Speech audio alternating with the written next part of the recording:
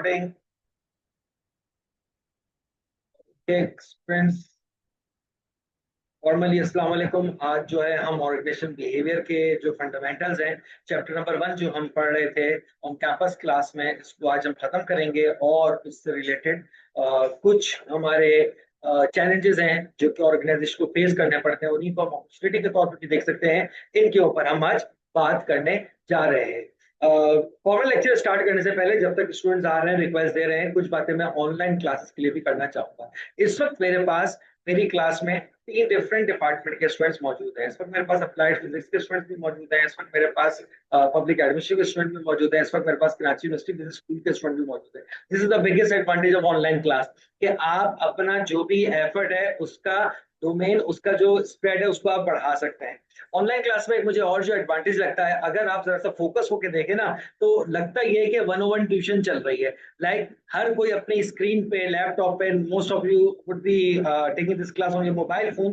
तो मोबाइल है, आपका हेडफोन है और आपका टीचर है। तो समटाइम लगता ये है कि 101 क्लासेस हो रही हैं। हाँ, इसमें टीचर का फ्लो, टीचर को जो है इसमें प्रोफिशिएंट होना जरूरी है।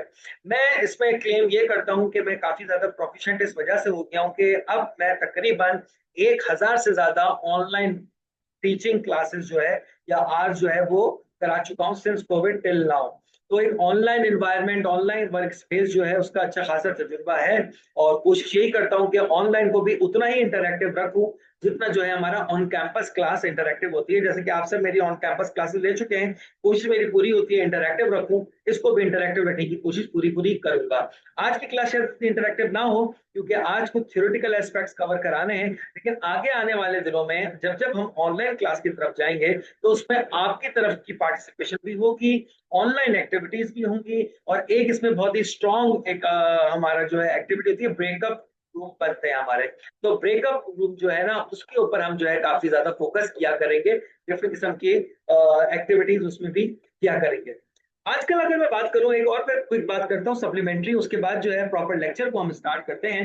आजकल अगर मैं बात करूं तो ओवरऑल 4 किस्म के अब क्लासरूम हमारे पास एग्जिस्ट करते हैं। एक तो वही हमारा कन्वेंशनल क्लासरूम है, जो रेगुलर क्लासरूम होता है वो एग्जिस्ट करता है यकीनन, जिसको हम ऑन कैंपस क्लासरूम भी कहते हैं, या लोग टर्म फिजिकल क्लासरूम इस्तेमाल करते हैं। फिर एक है प्योर ऑनलाइन, कि आपने कोई ऑनलाइन कोर्स में अपने आप को रजिस्टर्ड करवा लिया। उसके अंदर भी 2 मोड होते हैं। ऑनलाइन के अंदर एक होता है लाइव, जैसे कि अभी चल रही है, और एक होता है रिकॉर्डेड लेक्चर आपको भेज दिए। रिकॉर्डेड लेक्चर वाली चीज तो मुझे बिल्कुल नहीं समझ में आती, मतलब फायदा कैसे, बेहतर है कि आप खुद नेट पे बैठो, वीडियोस डाउनलोड करो और देख लो। तो ऑनलाइन क्लास अगर हो रही है तो वो इस तरह की होनी चाहिए जैसे अभी हो रही है। पर एक हमारे पास क्लास का मोड है जो कि इसको मैं कहता हूँ कि कन्वेंशनल क्लासरूम, जो कि हमारे फिजिकल क्लासरूम होती है, ऑन कैंपस क्लासरूम होती है। एक होती है जो कंप्लीट ऑनलाइन क्लासरूम होती है। फिर एक क्लासरूम होती है जिसको हम कहते हैं हाइब्रिड क्लासरूम। मैं यूएस की कुछ यूनिवर्सिटीज में रिसर्च पढ़ाता हूँ, तो उसमें क्या होता है, मैं तो पाकिस्तान में बैठा हुआ हूँ, तो मैं पाकिस्तान में बैठा हुआ हूँ, यूएस में अब होने ये लगा है, यूनिवर्सिटीज में शुरू सेमेस्टर में बच्चे से पूछा जाता है कि आप ये सेमेस्टर ऑन कैंपस लोगे या ऑनलाइन लोगे। बच्चे उसको ऑप्ट करते हैं। कुछ स्टूडेंट्स ऑन कैंपस ऑप्ट करते हैं, कुछ स्टूडेंट्स ऑनलाइन ऑप्ट करते हैं। तो जो ऑनलाइन ऑप्ट करते हैं, जिस वक्त क्लास हो रही है, जैसे अभी क्लास हो रही है, तो कुछ स्टूडेंट होते हैं, मेरी विंडोज खुली हुई होती है जिसपे जो है डिफरेंट स्टूडेंट ऑनलाइन मुख्तलिफ जगहों पे बैठे हुए क्लास ले रहे होते हैं। और एक उनका एक छोटा सा बोर्ड रूम भी होता है, 8 10 12 बच्चे उसमें बैठ के क्लास ले रहे होते हैं। इस चीज को हम कहते हैं कि ये हमारी क्लास जो है ये हाइब्रिड क्लास है। हाइब्रिड क्लास क्या होती है कि एक ही टाइम पे ऑनलाइन और ऑन कैंपस दोनों का मजमुआ, दोनों साथ पैरेलल चल रही है। कुछ लोग हैं जो ऑन कैंपस क्लास ले रहे हैं और कुछ लोग हैं जो ऑन लाइन क्लास ले रहे हैं। और फिर एक चौथा मोड होता है जो कि ये है, this is known as blended classroom. मैं ये समझता हूं personally, now the blended classroom is the best type of classroom जो कि हमें पाकिस्तान में भी फॉलो करना चाहिए। जिस वक्त ऑनलाइन है तो सारे बच्चे ऑनलाइन है, जैसे कि इस वक्त और टीचर भी ऑनलाइन है। और जिस वक्त ऑन कैंपस है तो सारे बच्चे ऑन कैंपस है, ऑनलाइन नहीं चलता। तो ये है blended classroom, as per need, as per situation, as per topic आप ऑनलाइन चले जाएं, as per need, as per situation, as per topic आप ऑन कैंपस चले जाएं। तो ये 4 किस्म की हमारे पास क्लासरूम्स होती हैं जो अब मॉडर्न हम कह सकते हैं कोविड के बाद इमर्ज हुई है। और देखिए, बहुत सारे स्टूडेंट्स कहते हैं डेटा नहीं है, मोबाइल नहीं चल रहा, लाइट चली गई। अब ये चीजें तो देखिए ऑन कैंपस भी हो सकती है ना, कि आप जा रहे हैं, गाड़ी का टायर पंचर हो गया है, ट्रैफिक जैम आपको मिल गया है, रोड ब्लॉकेज हो गया है, डिपार्टमेंट पहुंचे, डिपार्टमेंट में लाइट नहीं है, जैसे अभी हम यहाँ अगर बात करें तो मुख्तलिफ जगहों पे लाइट्स के इशू है, बिल्कुल है। तो जो टेक्नोलॉजिकल हैजर्ड्स, जो टेक्नोलॉजिकल बैरियर ऑन कैंपस होते हैं, उसी को आप कंसिडर कर लें। ऑनलाइन भी हो सकते हैं। मैं ये समझता हूँ कि ऑनलाइन कॉस्ट इफेक्टिव भी है। आप ट्रैवल करके, टाइम अपना इन्वेस्ट करके, पैसे इन्वेस्ट करके इतनी दूर आओ, उससे बहुत बेहतर है कि अपने कंफर्ट जोन में जहां बैठे हुए हो वहां बैठ के आप क्लास ले सकते हो। तो ये एडवांटेजेस हैं। इश्यूज भी हैं यकीनन। बहुत सारे स्टूडेंट हैं जो जब वन वन इंटरेक्शन होती है तो उसमें ज्यादा वो समझते हैं बात को, ऑनलाइन नहीं समझ पाते।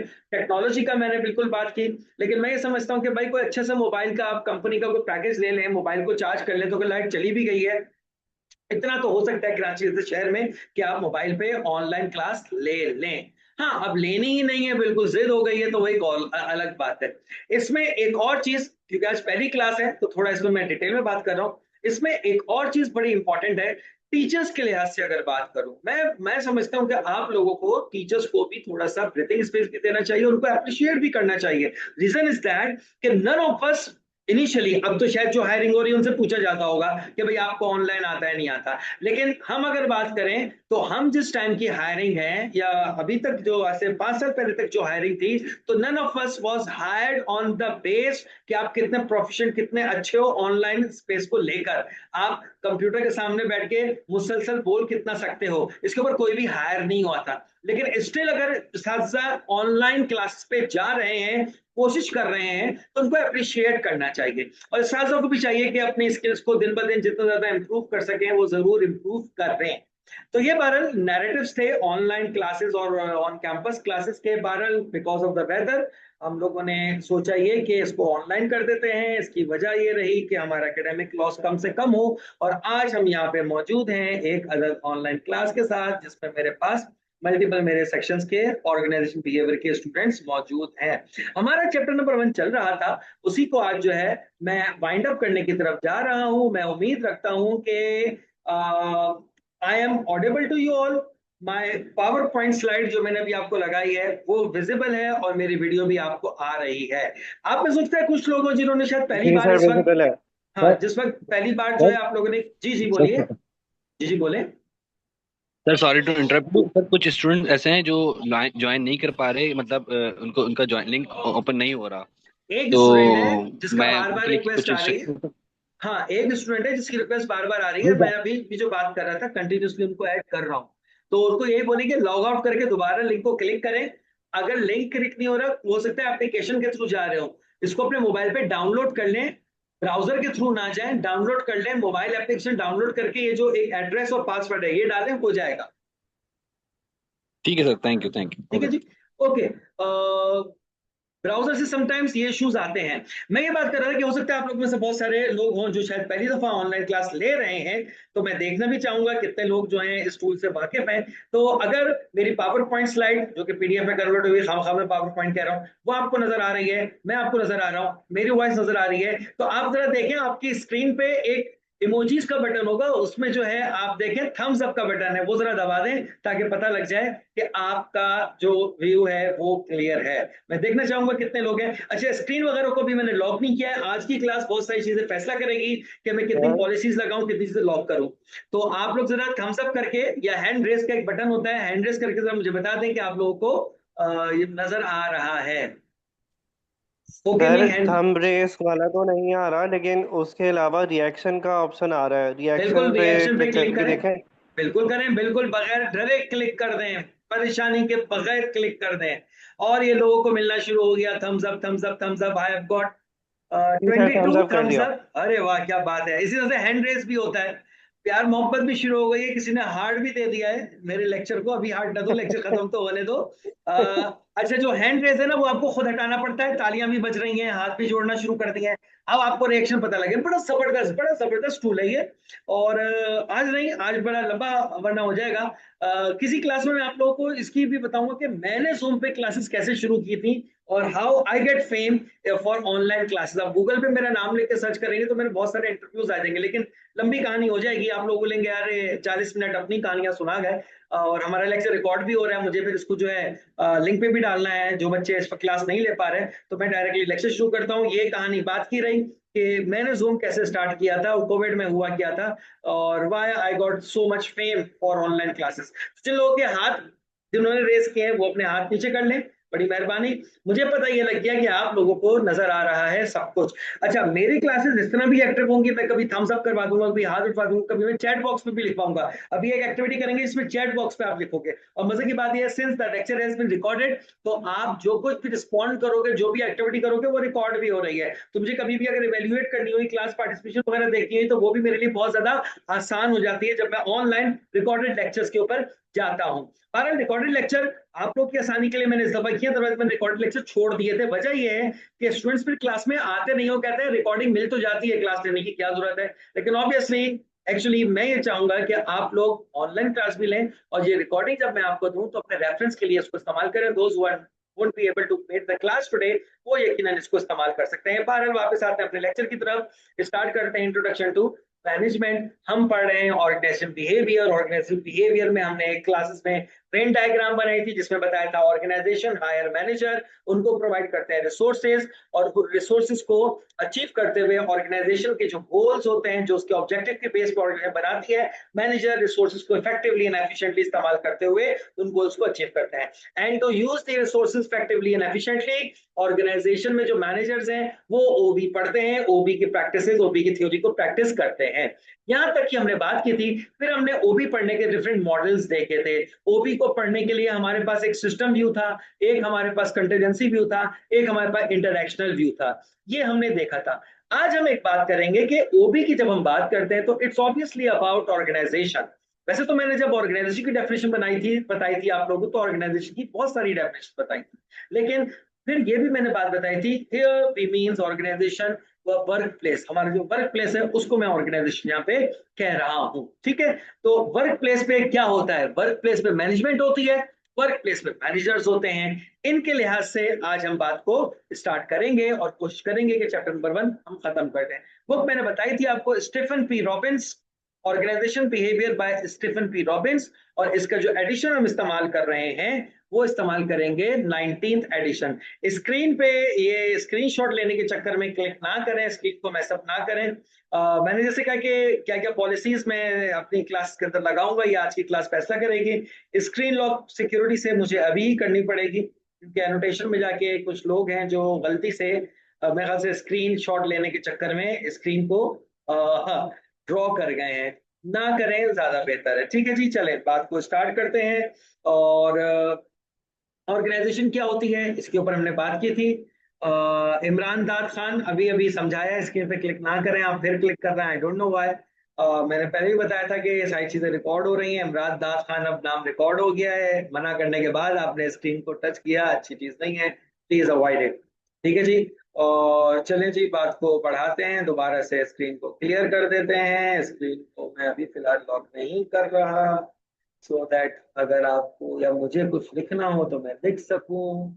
दो लोग मजीद ऐड होने जा रहे हैं, इनको ऐड भी कर लेते हैं।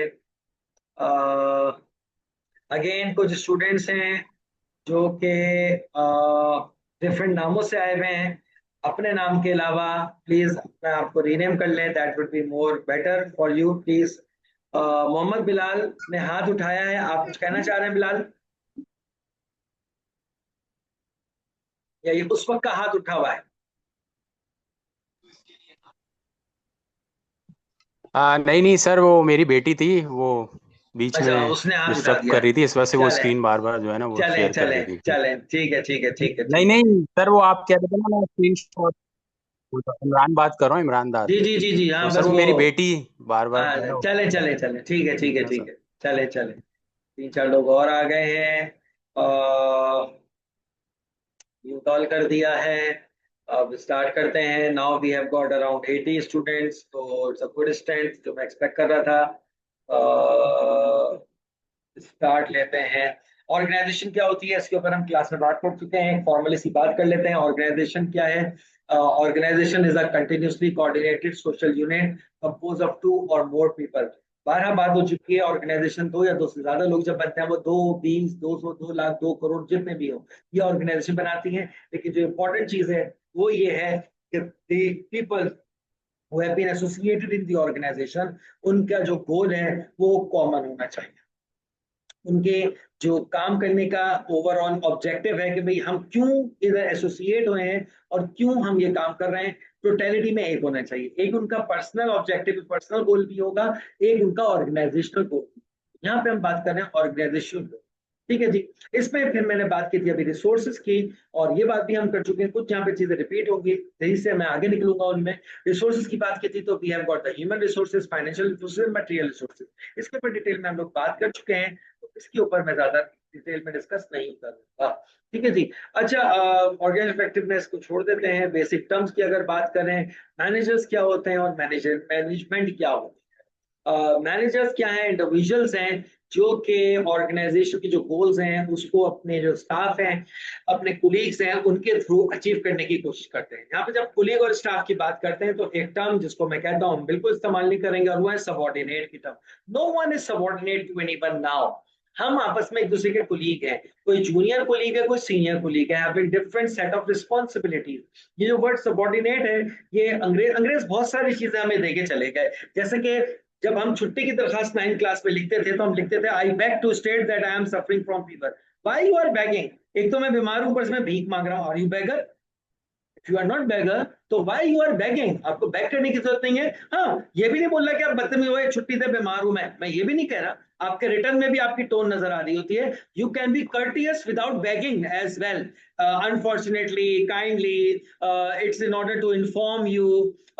इस तरह के डिफरेंट वर्ड्स इस्तेमाल करके आप कर्टियस हो सकते हो। कर्टियस होना एक अलग बात है, रिक्वेस्ट करना एक अलग बात है। और आई बैक टू स्टेट, जैसे तुम लोग यकीनन चिढ़ते होगे इस चीज से, 17वें ग्रेड के ऑफिसर से मोहर लगवा के लाओ, अटेस्ट करके लाओ। ये भी अफसरशाही का तौर से चलता आ रहा है। क्यों भाई, क्यों अटेस्ट करो? और वो 17 ग्रेड के ऑफिसर को तुम्हारे डॉक्यूमेंट का क्या पता, लेकिन अटेस्ट करना है। मैं समझता हूँ उसको खत्म होना चाहिए, इस डिजिटलाइजेशन के दौर में तो खत्म होना चाहिए। मैं कोई डॉक्यूमेंट कहीं जमा करा रहा हूँ तो जहां जमा कराया है उस ऑफिस का काम है उस डॉक्यूमेंट्स को वेरीफाई करना, मेरा काम नहीं है प्रूफ देना। तो बहरहाल बहुत सारी चीजें जो अंग्रेजों के जमाने से चलती आ रही हैं, ये वर्ड सबॉर्डिनेट भी उसी जमाने का चलता आ रहा है। और मैं तो जो अगर बड़े लेवल पे भी कोई वर्ड इस्तेमाल करते हैं सबॉर्डिनेट का, उसको मैं तो कम से कम उसको अच्छा नहीं समझता। यार कुलीग, जो मुझसे बहुत ही ऊंचे लेवल पे हो चाहे मुझसे बहुत नीचे लेवल पे हो, तो बहुत नीचे लेवल पे वो मेरा कुलीग है, जो मुझसे ऊपर है मैं उसका कुलीग हूँ। हाँ, junior colleague, senior colleague, having different roles, having different responsibility at different level, ये जरूर हो सकता है, but we all are colleagues, ठीक है जी। तो मैनेजर की जब बात करते हैं तो मैनेजर्स का काम है ऑर्गेनाइजेशन के रिसोर्सेज को इफेक्टिवली एंड एफिशिएंटली इस्तेमाल करते हुए उसमें जो कुलीग्स मौजूद हैं उनके थ्रू ऑर्गेनाइजेशन के गोल्स को अचीव करना, help the organization to achieve this goals. इससे बात को आगे बढ़ाते हैं। नेक्स्ट हमारे पास आ जाता है मैनेजमेंट। मैनेजमेंट क्या है? मैनेजमेंट एक प्रोसेस है जिसमें हम प्लान करते हैं, ऑर्गेनाइज करते हैं, लीड करते हैं, कंट्रोल करते हैं। और मेरे ख्याल से सालों से आप अपने डिफरेंट क्लास में ये पढ़ते हुए आ रहे हैं, प्लानिंग, ऑर्गेनाइजिंग, लीडिंग, कंट्रोलिंग, ये मैनेजमेंट होती है। और उसका भी काम यही होता है कि रिसोर्सेस को इफेक्टिवली मैनेज करना, मैनेजमेंट इससे निकला है ये, ठीक है जनाब। तो बहुत बेसिक से ये टर्म्स हैं, पीपीटी भी आपको मिल जाएगी, लेक्चर भी आपको ऑनलाइन अवेलेबल हो जाएगा, इसलिए इसमें ज्यादा टाइम नहीं लगाता। मैनेजमेंट लेवल की अगर हम बात करें, this is very interesting slide, एक दो आगे स्लाइड्स आएंगी वो काफी इंटरेस्टिंग आपको अभी लगने वाली है। चैट बॉक्स पे किसी ने कुछ लिखा, मैंने कहा चले साथ में वो भी देख लूं। कुछ नहीं लिखा, लोगों ने ठेंगा दिखाया है। ऑनलाइन क्लास लेने का एक फायदा ये भी होता है कि अगर क्लास में घर में आपको इज्जत हो तो आपको चाय या कॉफी जो भी है वो भी मिल जाता है, क्लास में वो नहीं मिल पाता। तुम्हारा इतनी इज्जत है कि चाय कॉफी मिल जाती है क्लास में, जब मैं ऑनलाइन ले रहा होता हूँ, तो ये भी एक बड़ा फायदा है। आप लोगों की भी अगर इज्जत है तो आप लोग भी चाहें घर वालों से चाय मांगे, कॉफी मांगे, जूस मांगे, पिए और एंजॉय करें क्लास को भी। मैनेजमेंट लेवल की हम बात कर रहे हैं, वापस आते हैं मैनेजमेंट की। अगर हम बात करें तो मैनेजमेंट को यूजली डिवाइड किया जाता है 3 लेवल्स में। ये पैरामाइंड जो बना हुआ है ये अथॉरिटी के लिहाज से और अकाउंटेबिलिटी के लिहाज से एक पैरामाइंड बना हुआ है। पैरामाइंड के लेफ्ट और राइट पे अगर देखें तो एक तरफ अथॉरिटी है जो नीचे से ऊपर से नीचे आ रही है, और एक अकाउंटेबिलिटी है जो नीचे से ऊपर जा रही है। ये फ्लो ऐसा ही है। इसकी असल चीज क्या है? लेवल देखो। सबसे पहले होता है हमारे पास जो बिल्कुल लोअर लेवल होता है, जो ज्यादा फोकस करता है, जो ज्यादा बेस होती है किसी भी इदारे की, किसी भी मैनेजमेंट ग्रुप की, वो होता है उसका सुपरवाइजरी लेवल मैनेजमेंट। और जब ऊपर जाते हैं, सबसे ऊपर देखो जो पैरामाइंड ऊपर टॉप पे बना हुआ है, तो आ गया टॉप मैनेजमेंट, और बीच में आ गया मिडिल लेवल मैनेजमेंट। मैं अपने जो स्टूडेंट्स हैं उनको देख रहा हूँ इधर, मिडिल लेवल मैनेजमेंट। ऑब्वियसली यहाँ से आप ऊपर की तरफ जा रहे हो। जैसे जैसे आप सीनियर होते चले जाते हो, आपकी अकाउंटेबिलिटी बढ़ती चली जाती है, आपकी रिस्पॉन्सिबिलिटीज जो है वो एक तरह से बढ़ती चली जाती हैं। आप जो है सुपरवाइजरी रोल में ज्यादा आ जाते हो, और आप डेडिकेट करते हो अथॉरिटी लोगों को काम देते हो। ये पैरामाइंट ये बता रहा है कि आप लोगों को जो है मजीद चीजें देते हो। जब 10 मिनट का आपके पास आया होगा तो उसका परेशान नहीं होइएगा, जैसे ही क्लास खत्म होगी दोबारा हम इसको कनेक्ट करेंगे तो दोबारा क्लास जो है वो स्टार्ट हो जाएगी, ठीक है। अच्छा, since right now I am using unregistered version, उसके बाद 12 मैं रजिस्टर्ड वर्जन ले लूंगा अगर आप लोग कंटिन्यू क्लास करेंगे ऑनलाइन। एनीवेज, तो बात हमारी चल रही थी कि 3 लेवल पे हम मैनेजमेंट को किसी भी इदारे की बांट सकते हैं, जिसमें सबसे पहले हमारे पास आ जाता है सुपरवाइजरी रोल, उसके बाद आ जाता है मिडिल लेवल मैनेजमेंट, और उसके बाद हमारे पास आ जाता है टॉप लेवल मैनेजमेंट। जब हम टॉप लेवल मैनेजमेंट की बात करते हैं तो board of governors, board of director, chief executive, इस तरह के लोग आ जाते हैं। जब मिडिल की बात करते हैं तो डिफरेंट डिपार्टमेंट्स के जो हेड्स होते हैं, डिपार्टमेंट्स को लेके चल रहे होते हैं, डिवीजन के हेड होते हैं, मार्केटिंग देख रहा है कोई, कोई परचेज देख रहा है, कोई सप्लाई चेन देख रहा है, कोई सेल्स देख रहा है, कोई प्रमोशन देख रहा है, कोई एचआर देख रहा है। ये लोग जो है मिडिल मैनेजमेंट का काम कर रहे होते हैं, जो कि board of governors, board of directors, owners, chief executive officers, उनको, और जो आपका लोअर टियर है, आपके जो बिल्कुल सुपरवाइजरी लेवल के लोग हैं, जिनको कुछ लोग क्लास 4 या ब्लू कॉलर्स भी कहते हैं, वो लोग हैं, उनको आप देख रहे होते हैं, जिसमें supervisor, superintendent, foreman, section officers, clerks, different किस्म के सेक्रेटरीज, ये लोग आ जाते हैं। जिस तरह से हम अगर अपने यूनिवर्सिटी में बात करें तो टॉप लेवल पे जो हमारी एडमिनिस्ट्रेशन है, वाइस चांसलर, डीन्स, ये लोग आ जाते हैं। मिडिल लेवल पे हम बात करें तो हमारे चेयरपर्सन, इंचार्जेस, स्टूडेंट एडवाइजर्स, ये आ जाते हैं।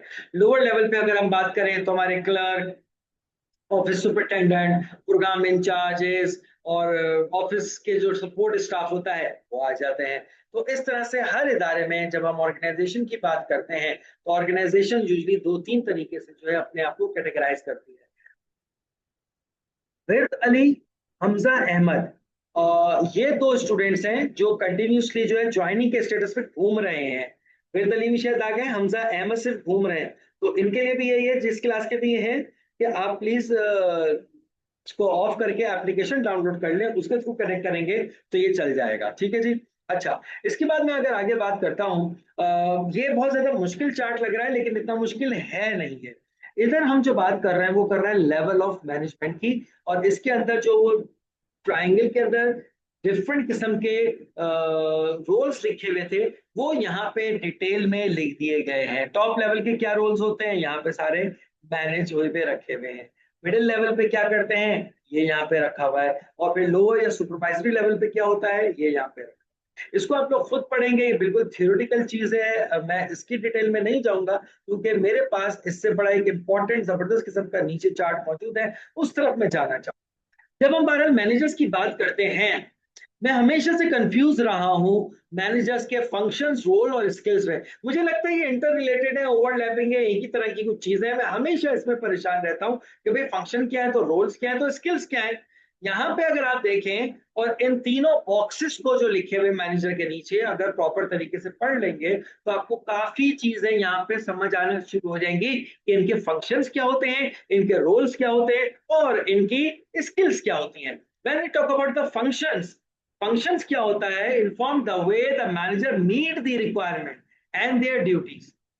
वर्ड याद रखिएगा, meet the ways managers meet the requirements। इसको इसको याद रखिए, बगिया छोड़ दे। रोल्स की तरफ आ जाए, encompasses the type of skills। Roles क्या है, roles are the skills. Sir बराबर में तो स्किल्स लिखे हुए हैं, स्किल्स क्या है, एबिलिटी, ठीक है। रोल्स क्या है, स्किल्स नेसेसरी टू सक्सेसफुल, ये रोल्स हैं। और इसके साथ आ जाता है एबिलिटीज। जो स्किल्स हैं वो एक्चुअली एबिलिटीज हैं, abilities of a manager that should possess to achieve organisation goal. यानी कि फंक्शन क्या हो गए, the ways manager meet the requirement. Roles क्या हो गए, वो स्किल सेट जो कि जरूरी है, और स्किल्स एक्चुअली क्या है, आर द एबिलिटीज। इन 3 चीजों को अगर हम सामने रख के अंडरस्टैंड करने की कोशिश करें तो जरा आसानी हो जाएगी हमें समझने में कि हम किस बात को किस पैरामीटर में ले रहे हैं। फंक्शंस आर द वे, तरीकेकार जिस तरह से मैनेजर काम करता है। Roles are the skill necessary to complete the duties. ठीक है, ड्यूटीज क्या है, फंक्शंस के साथ आपको बता दी गई है। इसी तरह से स्किल्स क्या है, आर द एबिलिटीज, वो स्किल सेट या एबिलिटीज जो कि किसी मैनेजर में होनी चाहिए, वो यहाँ पे लिखी हुई। कंफ्यूज हो गए, परेशान नहीं हो, आगे इसका इलाज मौजूद है। फंक्शंस क्या होते हैं जरा सा ये देख लें, अभी अभी ऊपर भी पढ़ा है, controlling, planning, organizing and leading. ये 4 मेजर फंक्शंस हम जब भी बात करते हैं ऑर्गेनाइजेशन की तो हमें नजर आते हैं। Control means monitor the activities. Plan means process that include defining the goal, के गोल को कैसे अचीव करना है, किस तरह से इसको लेके चलना है, किस तरह से रिसोर्सेज को आगे बढ़ाना है। Organising, determining what task are to be done और when it to be done और by whom it to be done, ये ऑर्गेनाइजिंग है, ऑर्गेनाइज करता है सारी चीजें। और फिर आ जाता है लीडिंग। लीडिंग क्या हो गया, लीडिंग ये हो गई जनाब अली के मैनेजर्स जो हैं वो ओवरऑल, अभी तक लोग आ रहे हैं, इनको चले जल्दी से ऐड कर लेते हैं। A function that include motivating employ, directing others, selecting the most effective communication channel. Leading, lead का मतलब क्या है कि आप अपने ऑर्गेनाइजेशन में जो आपकी वर्क फोर्स है, आपके कुलीग्स हैं, नॉट द सबऑर्डिनेट, आपके जो कुलीग्स हैं उन कुलीग्स को आप किस तरह से मोटिवेट कर रहे हो तो गिव देयर उन कुलीग्स का 100% in order achieve the organisation goal. आप किस तरह से ऑर्गेनाइजेशन के कॉन्फ्लिक्ट्स को रिजॉल्व, आप किस तरह से कौन से कम्युनिकेशन चैनल्स को आप इस्तेमाल कर रहे हो, आप किस तरह से ऑर्गेनाइजेशन के पूरे प्रोसीजर को इफेक्टिव और एफिशिएंट बना रहे हो, ये लीडिंग है। बाकी जब हम फंक्शंस की बात करते हैं तो it's about controlling, it's about planning, it about organizing and it about leading. ये हैं ऑर्गेनाइजेशंस के फंक्शंस। और जब हम इससे आगे जाते हैं, now we have got 86 round students, तो ये वाला फंक्शन की एक डायग्राम है, ये एक्सप्लेन करने के लिए रोल्स के ऊपर मैं आता हूं। इदारे में जब भी मैनेजर की हम बात करें तो उसके 3 बेसिक रोल्स हैं, 3 उसकी समझ लें एक्टिविटीज है जो उसने परफॉर्म करनी है। Roles are the activities. एक इंटरपर्सनल रोल है, एक उसका इंफॉर्मेशनल रोल है और एक उसका डिसीजनल रोल है। इंटरपर्सनल रोल्स ये है कि जो मैनेजर्स हैं वो आपस में डिफरेंट डिपार्टमेंट्स को कैसे कनेक्ट करते हैं, ऑर्गेनाइजेशन को एक्सटर्नल एनवायरनमेंट से कैसे कनेक्ट करते हैं और किस तरह से डिफरेंट सेगमेंट्स ऑफ ऑर्गेनाइजेशन को साथ लेके चलते। एक रोल है इसका इंफॉर्मेशनल रोल्स।